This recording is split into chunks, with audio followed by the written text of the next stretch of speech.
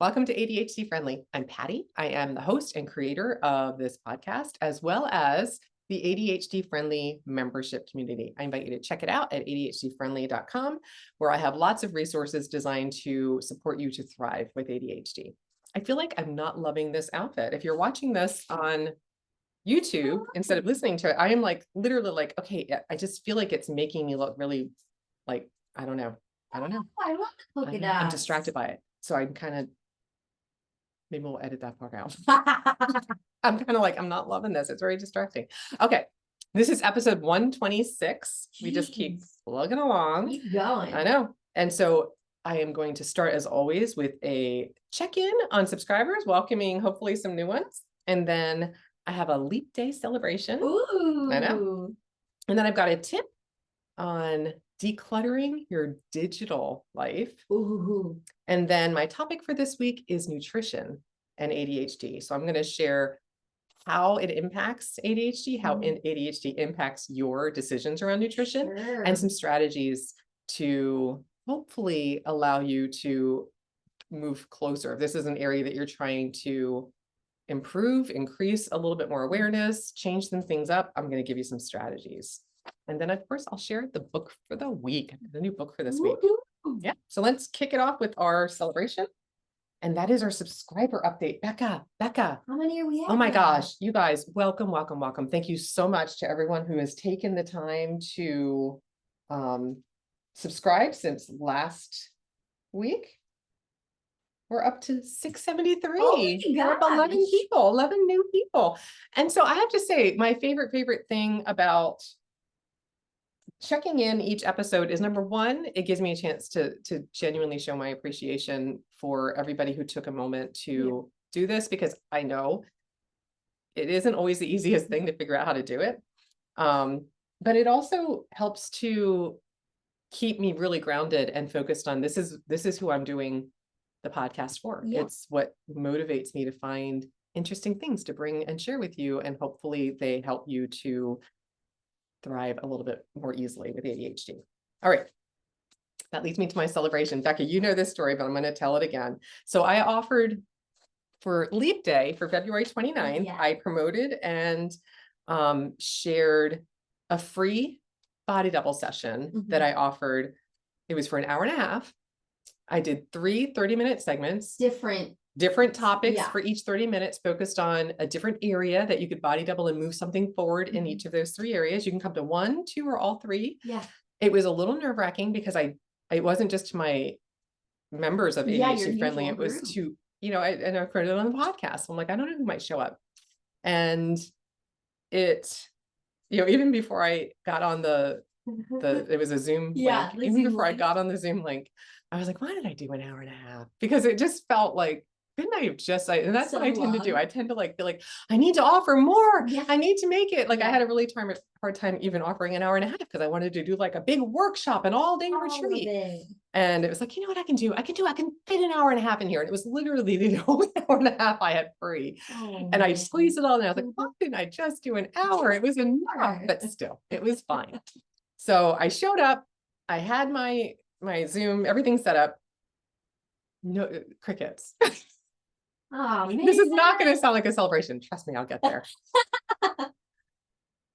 About 5 minutes later, one person came on. I don't know who this person was. It wasn't somebody I recognized from my community or anything. So I don't believe that I know who this person was, but because we were already into the session, I was already into doing what I intended to do for that 30 minutes. So the first 30 minutes was checking your bank statements, your credit card statements, just to, I had printed them out in advance, so I had them in front of me. So I was kind of going through the highlighter, and I looked up and there was somebody here. So I just typed welcome in the chat, and I kept doing my thing. And they had themselves in silhouette, so I never could see who they were. Ooh, mysterious. But thank you for showing up, whoever that was. And that was the only person that came, and they were gone about 20 minutes later. And the unfortunate thing is, I really got in my head. Sure. What am I doing? Who do I think I am offering these things? Nobody cares. Why do I keep blank? All of those kind of negative self-talk. Yeah. And I couldn't go anywhere because I promised an hour and a half. And I said, you can show up at any point. So I had to sit here in front, just like I am right now. I sat in this spot. I had all of my things around me. I had a couple of bins in front of me to have the next 30-minute project in front of me. Ready to So I go. didn't have to, so I had all of this planning. I spent a lot of time getting ready and, or, you know, promoting and that kind of thing. Yeah. And what I realized was I needed to do these things anyway. So just work the plan. Yeah, just do them. So I literally just kept going along with the statements, you know, highlighting and making the notes I needed to make. And then I had my little timer set, so I'd be aware of when the time was up. And then I transitioned to the second 30-minute segment, which is focused on canceling subscriptions or unsubscribing to things in email. So I had already done a deep dive in my subscription, so I decided to focus on email. So I had my personal email account that I needed to really get a handle on. My business one, I am pretty good at keeping that one pretty cleaned up. That's hard though. My personal Emails one, pop I am not up. kidding. I get like 50 emails, which I know from some of my clients, like that's not a lot. For me, it's too many. It's It's overwhelming. And so Okay. I went through and I unsubscribed, which if you've unsubscribed to anything recently, It's hard to find that unsubscribe. and here's the other thing I button. learned. If you click it and then it wants you to enter your email, like, no, I'm not, because I don't know if I've never subscribed to these things, so I don't even know where they came from. It's not like it's, you know, Kohl's or something. Yeah, where It's I give right. them my No. email. These are things I have no idea how they got my email. I'm assuming it was sold or Something. who knows. Yeah. And so I just started marking those as spam. It's only been a week since I did all of this, because we record these a couple of weeks, usually 2 weeks in advance, just because I'm a solo. This is, you know, me and Becca, we're here just plugging away. It just allows me to keep ahead of the schedule to make sure I can put out an episode every Wednesday. So it's only been a week since, or not quite, because it was last Thursday, since I did this. And I cannot tell you, I now get 10 to 12 emails a day. Compared to the 50? Yeah. Wow. It is so, and all of them, even though I don't read a lot of the ones I'm still on the mailing list for, I didn't feel like I needed to unsubscribe to them, because there are times where I do want to see what they're sharing. So I just, you know, delete the ones I don't want to read, but it's so much easier than having to go through like 50 of them and do that. And especially if I don't look at it for several days, because I don't always look at my personal email every day. And then I've got to go through and make decisions, right? And we've talked about decision fatigue. Every one is a decision, and it's really difficult. So now, apparently, if you mark it as spam, it stops it from coming back. I didn't know that. Oh my gosh, it's so much easier than unsubscribing. Just spam, spam, spam, spam. So I don't know if that holds true long term. Ooh, but for right now. But for right now, it's working. Ooh, so very that. exciting. So I did that for the second half hour. That's exciting. And then for the third half hour, I had my laundry basket here, and I had all of my socks that I wanted to go through and kind of be like, okay, does any of these have, you know, they're kind of getting a little worn. There's no mate for it. So I'm going to, you know, miscellaneous, not matched up. Yeah. So I'm just like, I'm going to match them up, because I just would never do it. Yeah. So I just worked my plan and did the 3 things that I created structure around. And I always say, like, what I offer is what I generally need in my own life. And that's really how I structure the ADHD-friendly membership community is, if I need it, I know often other people struggle with the same things. So I'm like, let's put it out there and get these done together. And I also always want to hear if somebody needs something. So I'm offering a session this month on how to manage your daily to-do list when you've made a decision on what you need to do, and then other things come across your radar that are sparkly. So then it's, okay, well, how do I do that then? Because everything feels equally important. So suddenly I have a new email. Oh, I know I was supposed to do this, but I'm going to go check the email. How to manage that. So I've got a session that I put structure around specifically towards that, because one of my members asked for it. So I love that, and the freedom to create structure that helps us.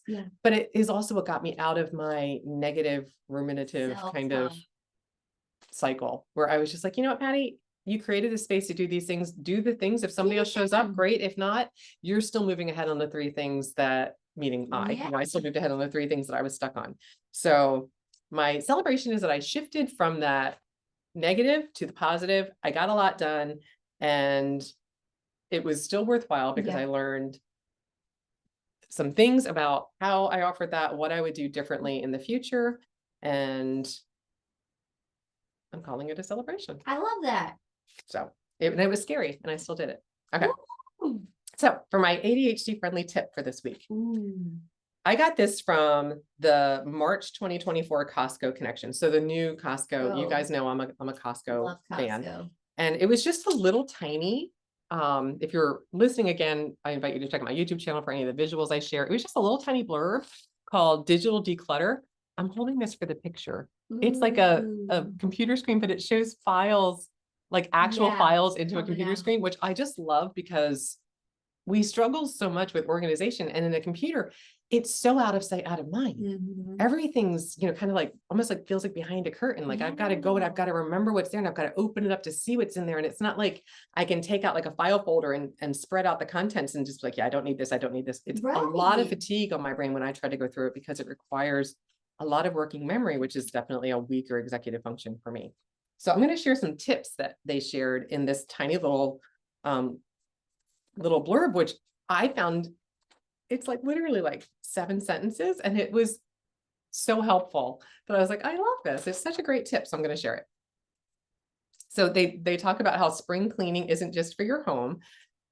Decluttering your digital files and things is also part of it, right? I know I resist it because it's so fatiguing. So here are the things that they recommended. Number 1, they said, review your online accounts and delete anything you don't need.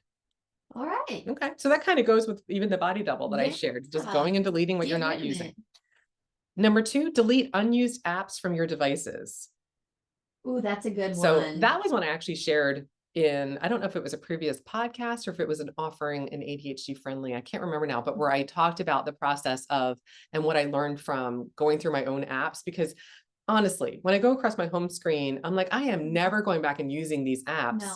I may have downloaded them for a vacation at some point, or, you know, right, a one-time thing. Yeah, where I'm like, I don't like, do I really still need the Disney wait times for the rides? You're like, probably not. I don't think I need it. I don't think I need it. But again, it requires us to pause. It requires us to look at something that's maybe not very interesting and to make decisions. Not easy. No. But getting them off and cleaning up your apps on your either your computer or on your phone really clears up that space. So you're not having to process through as much. Get through all. Yeah, it's tidy. It doesn't have a lot of stuff cluttering it up. They also said clear unnecessary data from your internet browser. Oh. So I don't know. Is that clearing the cache? The cache. I don't know. Just if you have, I know on my phone I have a couple different tabs open usually at once, which I know. Couple? Yeah. I know. Becca. I know. I should probably get rid of those, but I'm thinking in the back of my brain. I don't have my phone on me. I would tell you, like, my husband's always like, that's why your computer's not running. I have like 57 tabs on and I am not kidding, at any given time. Sometimes I'm like relieved when my computer crashes because it doesn't open up, and I'm like, oh, I don't remember what they were. So it'll come back to me maybe. No, or maybe not. Apparently I didn't need to know it. I don't know. But yeah, so clearing up unnecessary data. Number 4, delete old emails, files, documents, and downloads. Oh, I don't know about you. I have a stupid number of emails. This definitely falls under, for me, the category of what if I need that just in case, right? Like, I don't know, because I like to be able to search. Like when I realized I lost like 2 whole years of my family pictures, I went back to my personal email account that I've had for like 20 years. And I searched just photos, and I was able to plug in a couple of those holes, or if I deleted them. So that gets in the way of me doing that, which I know I'm a former organizer. I know that line of thinking typically doesn't support us. And digitally, I do tolerate clutter a lot more than I do physically. Yeah. But again, it could just be, okay, let me search like every, you know, I did this at one point, and I did find it helpful, like search, like say, like search every like Kohl's email. Like I don't need all of the past ads. If for some reason they weren't getting deleted, I can go through and just delete the bulk number of them. Okay. And then last, they said declutter your email by unsubscribing from mailing lists that you don't want to receive. And you know, I just did that, and it is definitely paying dividends that I spent that 30 minutes unsubscribing and just designating it as spam. So it's spring. If cleaning up your digital life is something that would support you to have a little bit more space, a little bit less, you know, visually that you're having to process through, there's some tips to digitally declutter. If there's something that you do, or something that I shared that you're like, okay, Patty, when they talk about clearing the internet browser, this is what they mean. Feel free, post in episode 126. Let us know. Let me know, like what's the easiest way to do that? Because even when I talk about clearing that, I would never know if it's cache or cache, the CACHE thing. The reason ADHD Friendly exists is to support people like us, people with ADHD and executive function challenges, who do things like forget appointments, lose their phone or their wallet several times a day. Maybe you overcommit to things that you said yes to impulsively because it was sparkly, or, well, yeah, sure, I can fit that in, before realizing, oh my gosh, what did I just do? Now I'm going to have to, really scramble to make that work. Maybe we resist planning our time in general, so we don't have a good sense of it. We live for the now, not the not now. And we intend to do a lot of things that we don't. If that describes you, I invite you to check out ADHD Friendly, ADHD-Friendly.com, for information on my membership community, where everything we do is designed to work with our brains and lean into our strengths so that we are thriving with ADHD. I hope to see you soon. I'm going to be sharing some information on nutrition, so I don't want to misrepresent. I am not a nutritionist. I am not a medical expert. I don't have any expertise in this area outside of, nutrition, none. Yeah. So I don't want to say outside of anything. Just I'm sharing what I've researched, and want to be really clear that I'm not giving any advice related to diet or nutritional values for what you are consuming. I'm sharing some research on the importance of nutrition and ADHD brains, and some strategies if you would like to explore, but absolutely check with your healthcare provider before you make any changes in your life. Always want to be safe. All right. So let's dive in. Some research on how important nutrition is for everybody, right? Every human being, nutrition is important, but with ADHD, it's really impacted if we're not eating the foods that we need. And I call it fuel for our brain, right? Because we're literally fueling our brain. So these little tidbits of data come from attitudemag.com. So first is diet and nutrition impact cognition, attention, sleep, and mood. All of those are impacted by ADHD. So if you're not fueling your brain with the nutrition that's going to allow those to function optimally, it's even further impacting your ADHD brain. Also, the neurotransmitters that are dependent on brain performance for proper performance are also dependent on your diet. So remember, our brains are understimulated. We have less of those neurotransmitters firing that help us to do the things we're trying to get done. Diet literally is supporting the ones that we have to be fueled the way we need them to, so that they're going to work optimally. Foods high in antioxidants like kale, beans, and a lot of different types of berries protect our brain from oxidative stress, which can damage cells. Oh my gosh. I know. And research shows that protein triggers alertness in the brain, and carbohydrates trigger drowsiness. So I love that. When you think about carbohydrates, it's like ready to snooze, and protein is like firing it up. Go. And last but not least, the ADHD brain is sensitive.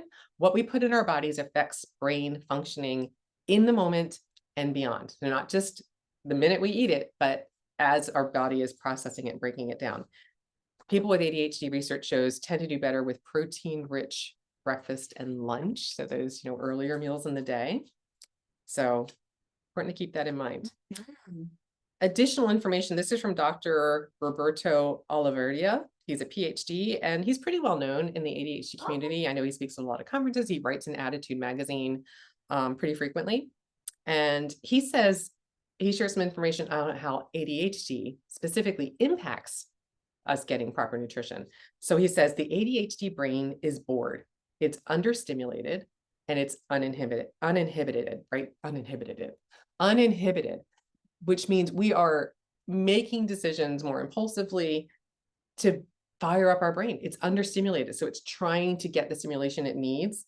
And so he says it produces less dopamine, which sometimes leads to seeking stimulation in foods, especially in simple carbohydrates. So simple carbohydrates are like, sugar. Yeah, right. Complex are the other foods that you're getting it more naturally from the food itself.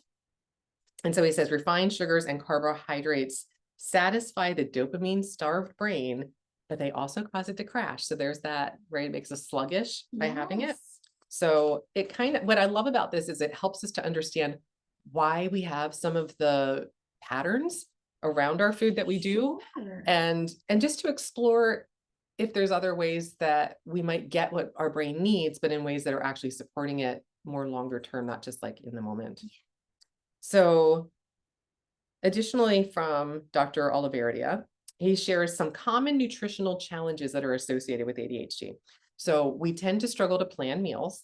No surprise there, right? That requires us to stop, to think in advance. What am I going to feel like eating? Not just today, but tomorrow. The rest of the week. Oh my gosh. We struggle to make food decisions. Yeah. Right. So in the moment, it's like, I want that burger or that. Yeah. Give me the large fry or whatever it is. Right. It's like right now, that just sounds so good. So good. And we're thinking now, because remember, our brains are not now wired. So we're thinking, oh, that would be really good right now. I'm not thinking about the future consequence. Yeah. How it's going to make you feel later. We also are challenged to pay attention to how we eat.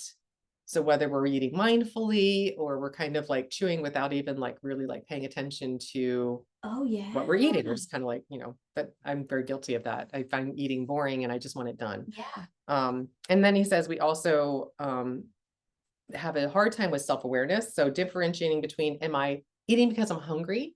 Am I eating because I'm bored? Am I anxious? So I'm eating, and just noticing, am I full? Right. Is really a challenge. So like while we're eating, we aren't noticing like, okay, I could probably stop right now. It's like, I'm content. There's no here. Yeah. So those are some common challenges with ADHD. And so I want to share a quote from Dr. Olivardia. He says, we don't lay out these factors to make the person with ADHD feel shame, but rather to clearly explain how their brain is wired and how to realistically work with it. I pulled this quote because I love it's acknowledging the challenge, but also really honoring if we struggle around different food decisions that we make in our lives, it can help to understand why it's difficult and then to explore what would I do to make that impact less. So I'm making more decisions to support my brain more frequently. Again, not perfectly, but more than we are if you want to nudge the needle on this area around nutrition. All right, so let's jump into some strategies. Ooh, all right. The first is from Dr. Olivardia because I wanted to share his, since I used his quote in a lot of his data. So he says, structure the evening to avoid boredom.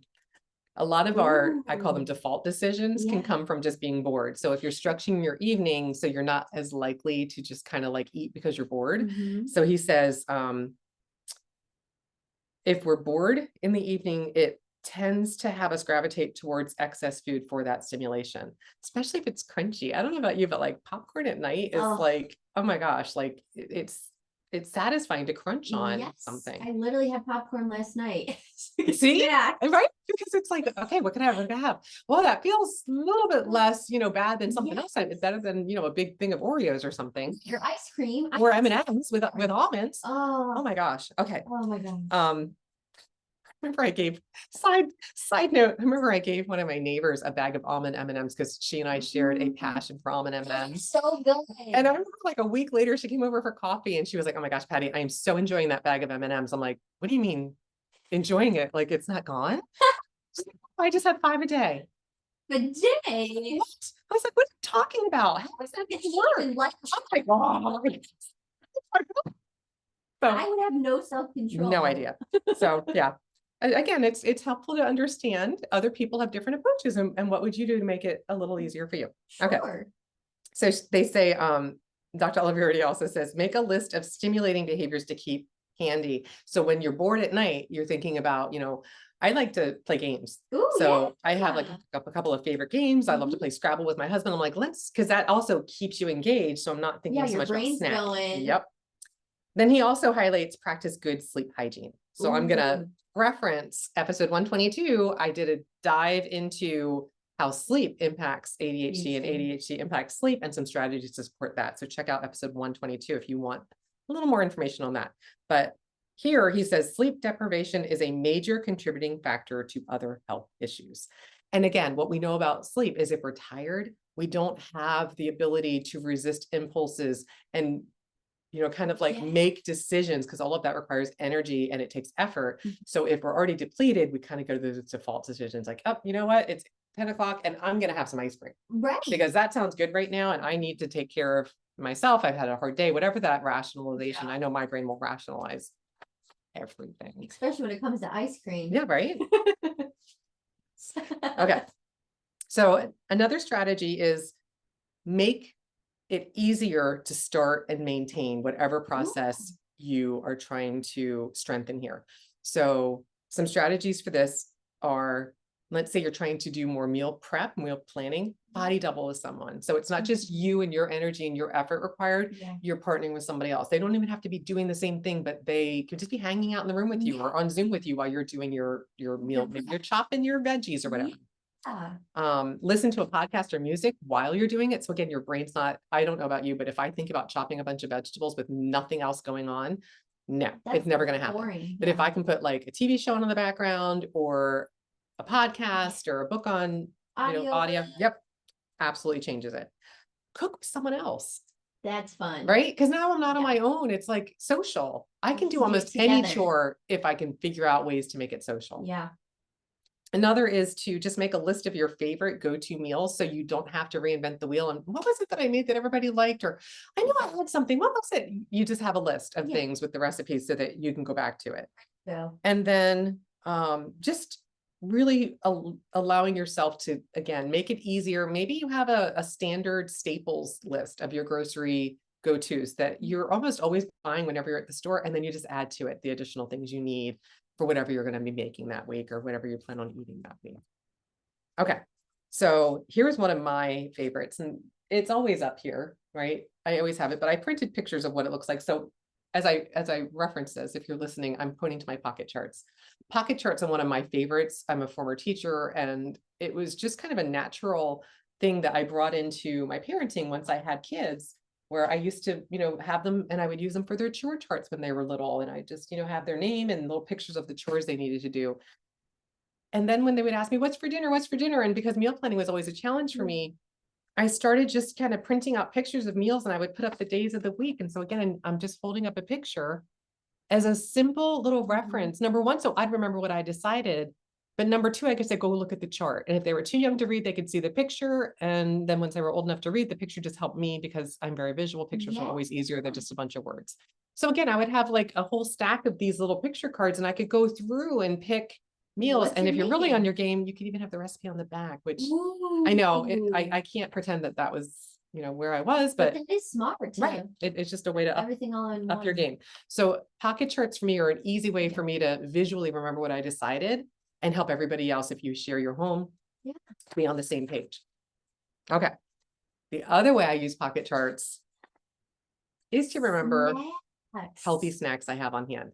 This is also a game changer for me because number one, if I go to the refrigerator and I don't know I'm going to grab the most sparkly, probably, simple sugar based carbohydrate thing. But if I'm looking at this first, so I love, because these are magnetic most pocket charts, at least the ones I use, come with little magnets built into them. Oh, nice. So you can see on here, this doesn't, it has little hooks because my refrigerator does not, or actually this is on the cabinet. It's not magnetic. So I have to, I use little hooks. But most refrigerators are magnetic, so you can stick it right on the fridge. So you can literally look and see, and it's like a visual reminder, as my dad used to always say, you're air conditioning the house, like close the refrigerator. He would be like, think of what you want before you open the door. Yeah. My brain, I don't know. So I use the visual, or I can't think of what's in the fridge. I have to look at it. You have to see so this helps me remember. And when it's done, I turn it over, or I ask the kids to turn it over. If you take like the last thing of the grapes, turn the grapes over so I don't think they're still in there and I'm going to look for them. And also I know things that are turned over I need to buy, so it helps me with my shopping list. Yeah, that's a good, again, external, concrete, tangible, visible support for your nutritional choices. Pocket charts. For my life, a game changer. I just share that in case it's something to explore to support you with more ease. And then I always want to remind everybody, you can't do everything, but you can do something. If there's something that you want to put a little bit of structure around, pick one thing. We tend to, I'm going to do it all. I'm going to, I'm going to eat no more sugar ever. And I'm only going to eat vegetables or whatever it is. Focus on one area. What you pay attention to grows. Allow yourself the gift of one thing. You can always do more, but if you default to the one thing, like, okay, I'm going to do this, I could always do more. But if I do nothing else, I'm going to commit to this one thing. We tend to be able to have more progress around that. So take what works for you, leave the rest behind, as with everything. And again, remember, I'm not a nutritional specialist. I'm not a medical provider. Check with your doctor before you change anything in your diet. Okay. And then I just had to share this, Becca, because I shared this with you last week. I was working with a client and we were talking about, they were sharing their water intake and how they were doing so much better in 2024 staying hydrated. And I was like, yeah, well, because if we're not staying hydrated, our brains are like getting dehydrated and shriveling up. And I was like, it's like, they look like raisins. And they were like, oh yeah, like a raisin brain. I'm like a raisin brain. And that was it. I made a little note and then I went back to it later that day and I made a little, because it made me think of Raisin Bran. Yes. And so I made a little image and I just changed it to Raisin Brain instead of Raisin Bran. And then I thought, it's an area I struggle in because I don't like to stop. Becca's always bringing my water to me. And I'm like, here's your water. Like, I'm so bad. And so I was like, oh, what if I did a little empty cup? Yeah. Equals Raisin Brain. And then a glass of water equals happy brain. So again, it was just a way for me to make what I'm trying to do fun and light instead of if I see I've seen a lot of planners where they have the cups of water and you can check them off as you're drinking them. I've tried that. It just didn't work for me yet. Maybe it could in the future. Yeah. Sometimes it feels like an expectation to me, like work, where I'm just like, oh my gosh, I've only had one and I have to do 7 or whatever. I don't even know what the number's supposed to be. This to me is sparkly. So I always am trying to find ways to pull myself into doing things instead of trying to feel like I'm pushing myself to do it. Yeah. So I just wanted to share that as a fun little win. Okay. On to the book for the week. Ooh, we're there. Okay. Patty's bookshelf. The Personal Librarian is a book was recommended to me by one of the owners of the knit shop that I go to. And it's a historical fiction, but it's based on a real woman. And I'm not going to remember her name now. I know her first name was Belle. It's like Belle DaCosta Green. That was it. She was this was back in, she was JP Morgan's personal librarian. Oh, wow. JP Morgan of JP Morgan Chase. Yeah. Who I know was a real person and I've heard of him before. And I've been in New York where you can see different things that were linked to him that he either donated or was a part of or something. But this was probably the most detailed I got into that individual person's life, and learning it through her eyes was fascinating.